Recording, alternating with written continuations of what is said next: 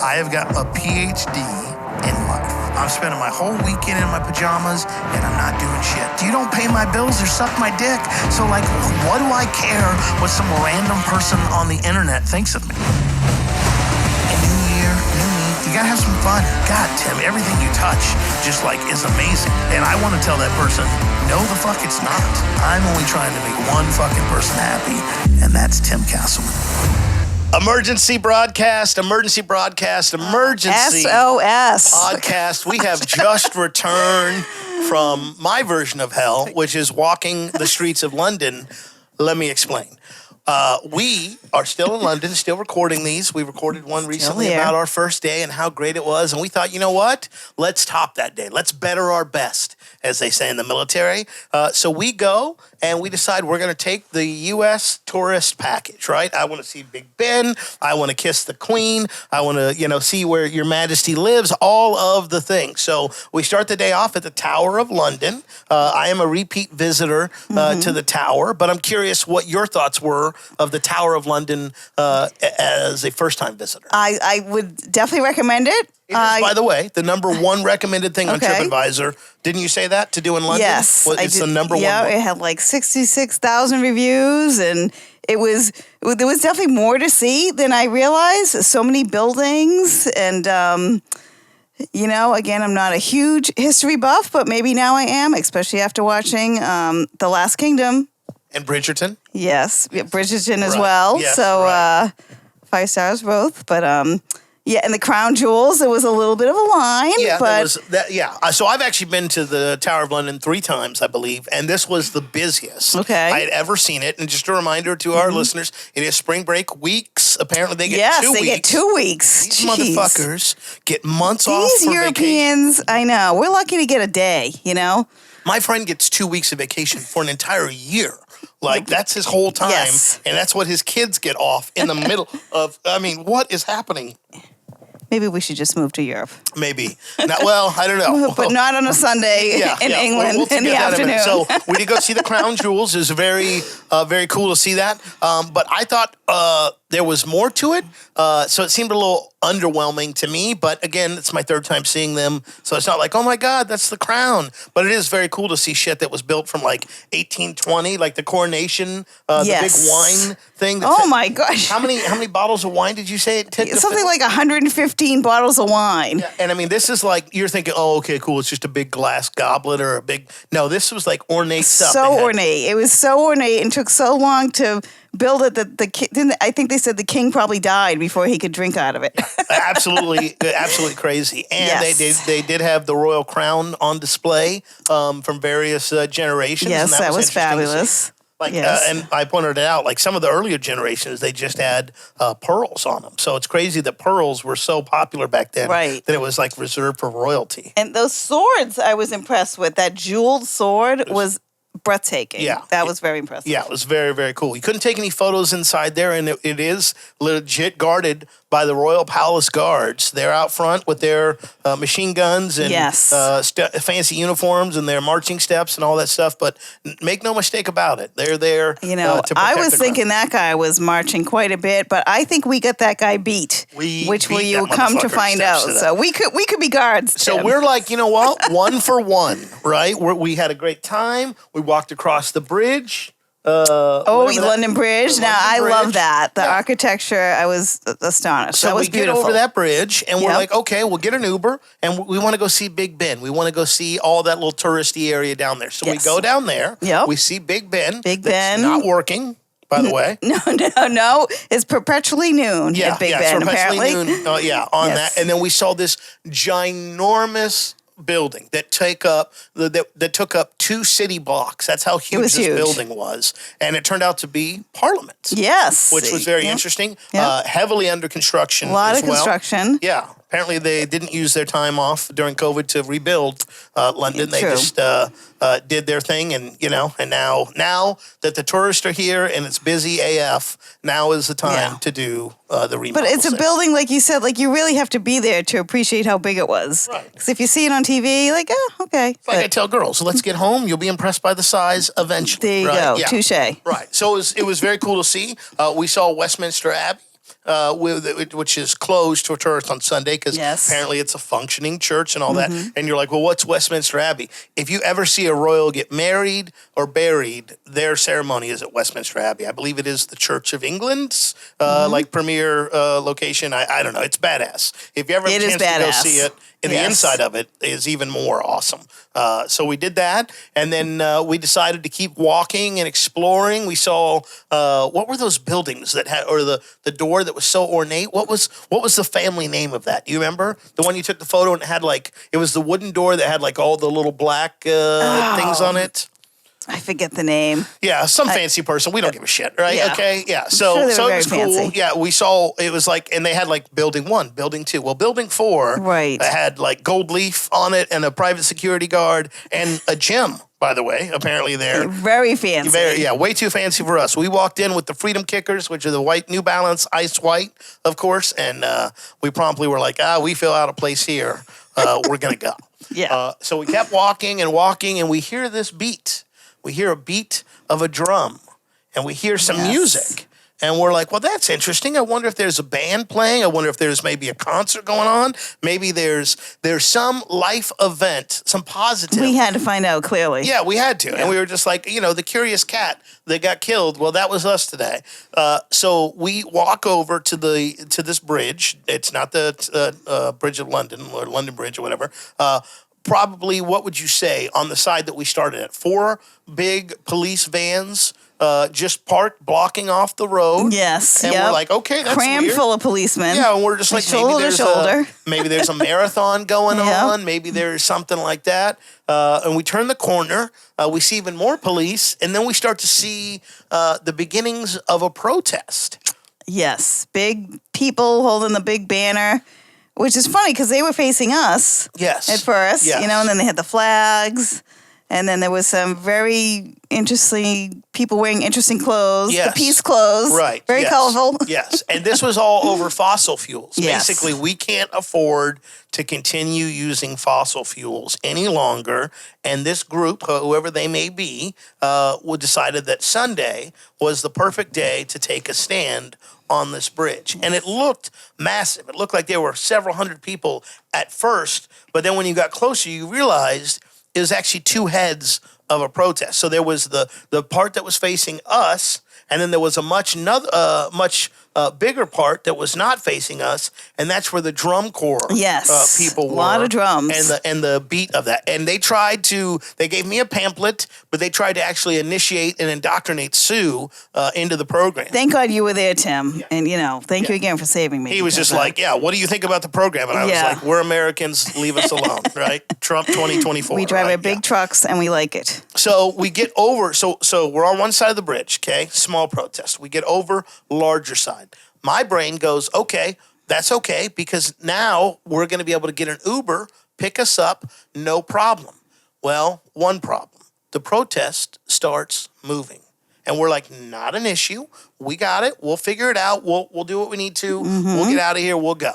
So we order the Uber. Very, very nice gentleman from Afghanistan that knows like 4 or 5 different languages and appears to have sleeper cells, also known as family members, located all over the continental United States and the world. So I think Osama, if he's alive, he makes a phone call and that fucking family activates and we're all blown up. But today he was playing the side of peacekeeper and a great person. And he's like, oh yeah, we'll get away from this. We'll go this alternate route. And we're like, hey man, you live here. We don't.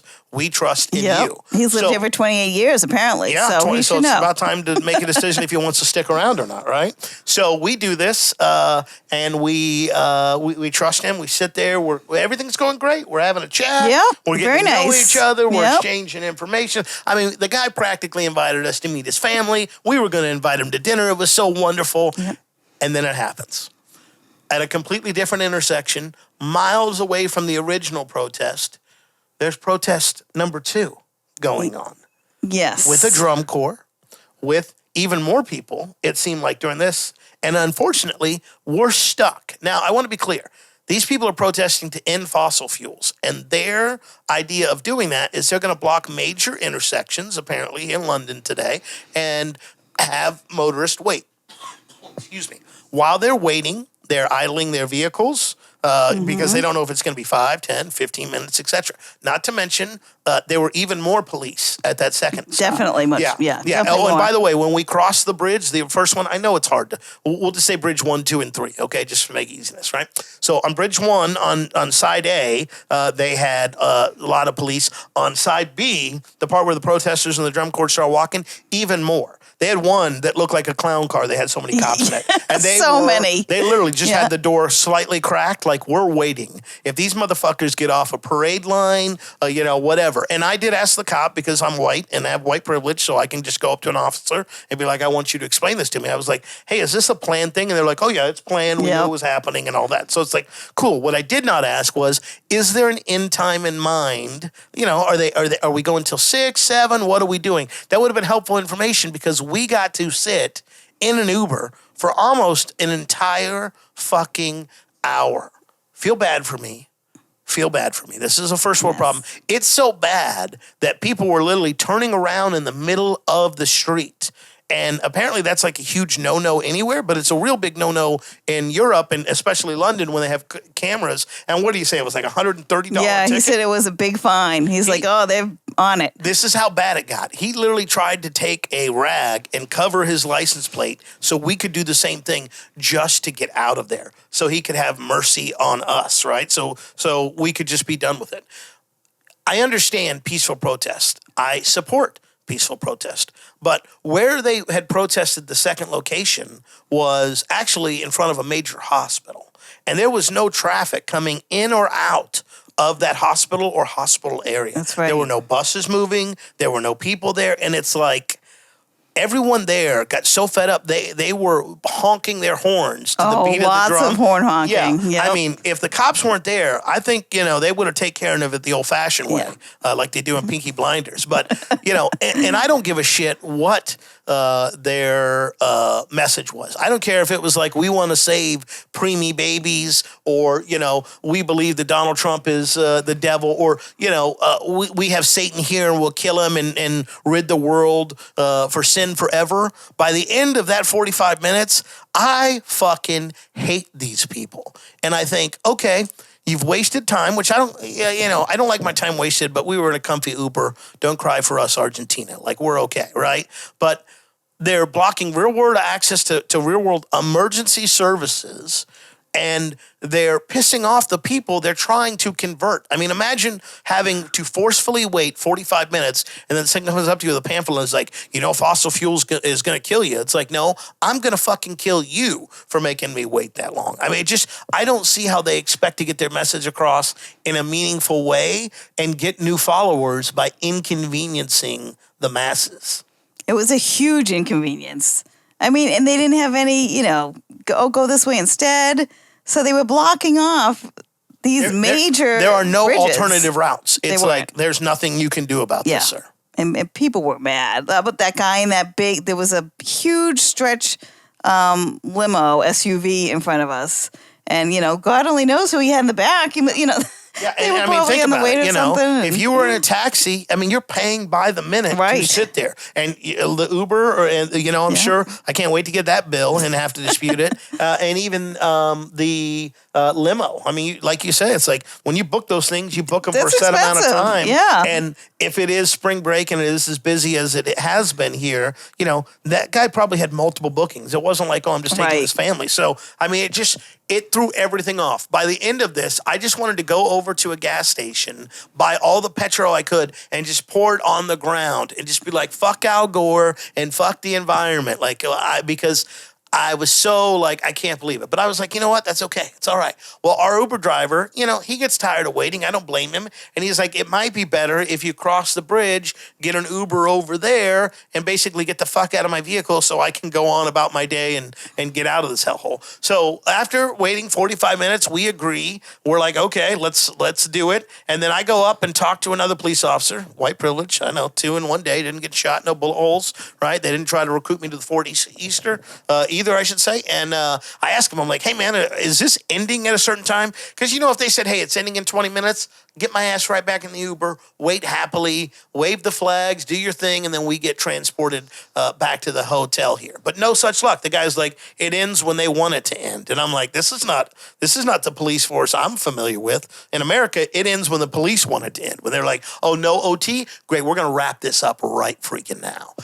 So that was a little frustrating, but we're like, okay, not a big deal. We'll cross the bridge, and when we do, we'll call an Uber, and we'll get that golden mile home. It'll be fine. Life will go on. We'll have a little laugh about the inconvenience, and we'll go from there. That's not what happened. Instead, we crossed the bridge, and we realized as we're crossing the bridge, well, this is interesting. No traffic. No traffic coming either direction. Blocked off. Yeah, and as we crest the bridge, we see why. Protest group number 3. Yes.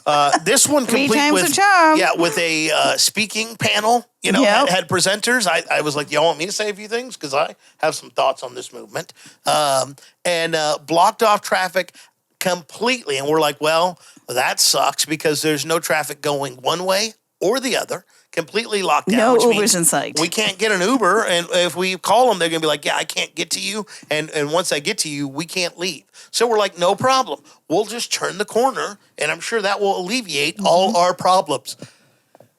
Not so fast. I'm so worn out from these protesters. I'm yawning into the mic. Excuse my disrespect. We turn the corner, and we see where all that traffic was. That was not on the bridge. No. And it was locked down. It stopped. Every direction. And we're just like, what the fuck? And I think at this point, we're like 1.3 miles away from the hotel.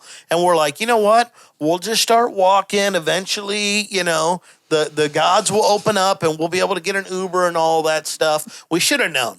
At that point, we should have said, fuck it. Let's just start making the walk back. Because we were passing the cars that were waiting to go. Absolutely. On both directions. We were going faster than them by even walking. The cops were getting frustrated. Like, fucking stay there, move here, blah, blah, blah. It's like, okay, cool, I get it.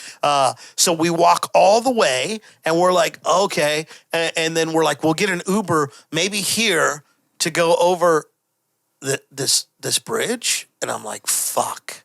I already know there's going to be protesters on this bridge. It's going to be locked down. There's no way that we can do it. So we walk our fat asses, my fat ass, all the way to the bridge. We take a left, no protesters. But by this point, we're a mile away from the hotel. And, again, traffic is moving, but it is at a standstill. It's pretty still. Yeah, it's like 2 cars alight. I mean, it would have taken 46 hours for someone to come get us. So we decide, you know what? We're just going to power on through. Both of us have to pee very badly, right? We're parched now because we've had to do physical activity, and we walk that entire fucking mile because we're Americans, and that's what you fucking do. That's why we won back-to-back World War champs, okay? Because we just get shit done. Was I biting my tongue and grinding my teeth every single solitary step? Absolutely. Was I contemplating overthrowing the government and maybe bringing the police from America to do some on-site training here to be like, no, you just go up and you just hit them with the baton in the head. That's how you, and then when they fight back, then you go, oh, protest over. Now we release the cannons of gas, right? All the way back. And then Sue's like, hey, we can take this little shortcut and we can cut in and we'll get into the hotel faster, which we absolutely do. But we have to walk by fucking 12 miles of fountains. Now, if you've ever had to go piss, the last thing you need to hear is running water. Yeah. So the whole time I'm squeezing my knees together to keep it in, right? And we make it. I have to make a mad dash to the pub bathroom. She's up in the hotel room. We reconvene here. We both agree that we're winded. And exhausted. We're like, we have to do an emergency fucking podcast on this because this is bullshit. I mean, again, I'm for peaceful protest. I understand people will be like, well, I don't know what they could do. Well, what you don't do is block off the people that you're trying to convert, inconvenience them in a major way. There was nobody I saw at any of those things that was getting out of their vehicles to be like, you know what? I've been here for 45 minutes and I'm converted now. Our Uber driver is probably still sitting there in traffic. He is. He probably is. Yeah, and that guy's not making any money while he's waiting to get to somebody else. On a busy Sunday. Yeah, it is a Sunday. And I mean, it's just maddening how they can think that this is going to bring a meaningful change by doing this.